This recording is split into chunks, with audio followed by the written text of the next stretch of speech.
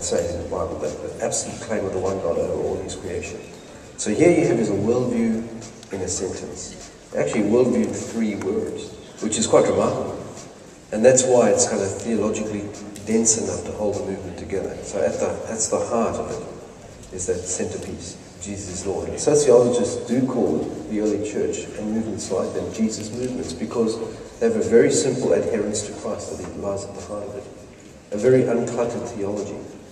It's not saying that that's the only theology we should have, but it's the central determining theology, the gateway to all other theologies that should inform all other ways of thinking about God.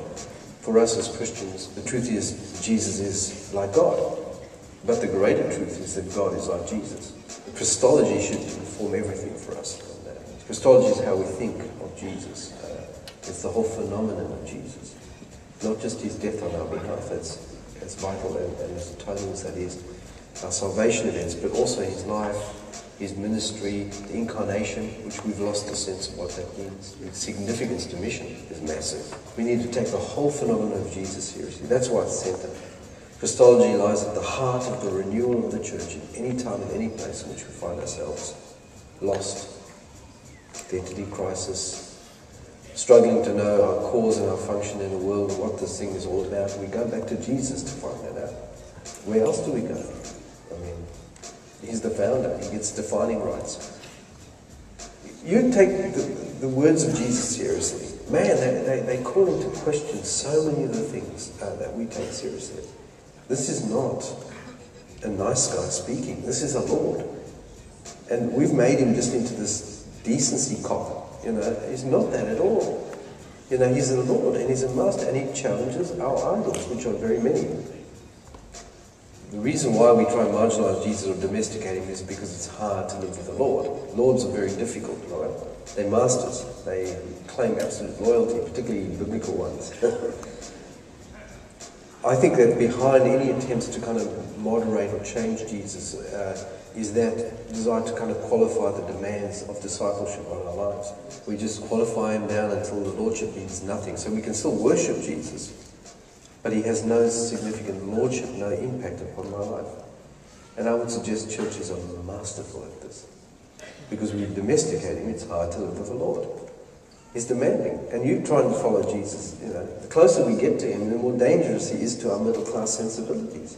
And what we do is we slowly and surely take him out in every other sphere until he becomes just a religious God. God has no relevance to any other aspect, economic or political aspect of our lives, or any other things. And people in Israel struggle under the sovereignty or the kingship of God, and so does the church. And so even the church itself, in the book of Revelations, there's, you know, the famous Laodicean church where you have Jesus knocking on the door of the church, asking to come in. I mean, it's not about evangelism, Billy. Actually, it's about Jesus being locked outside of his church. You've got to ask the question, what's he doing on the outside when all the people are worshipping him on the inside? Because in actual fact, they've marginalized Jesus as reality out of the church. And they've retained a certain idea of Jesus, which they think is a modicum of civil religion on the inside. By the way, the Laodicean church is America, of course, because it's the church that they had no need of anything. It's an opulent, well-fed, and, you know, in a very wealthy city. And they've lost their first love, their defining love. And he calls them to repent, or he's going to take their lights out. Right? We don't let God have his way in our lives. Because, to be honest, he's ravishing. He'd take over. And we're scared of that. We're rebels. We do not like that. We fear that he's going to undo us, and yet, you know, he is good. But he's dangerous. But he's good. And he's not safe for us. He isn't. And yet we need to learn to live under the unsafe but good God that is Jesus. We can trust him, utterly, but he's not safe. Not if you want to be middle class and secure.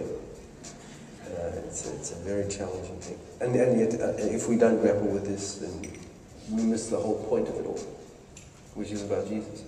Our legitimacy comes from Jesus, and I think, you know, we learn this from movements, but it is our message. It's our most fundamental story, which we must return to find ourselves again and again.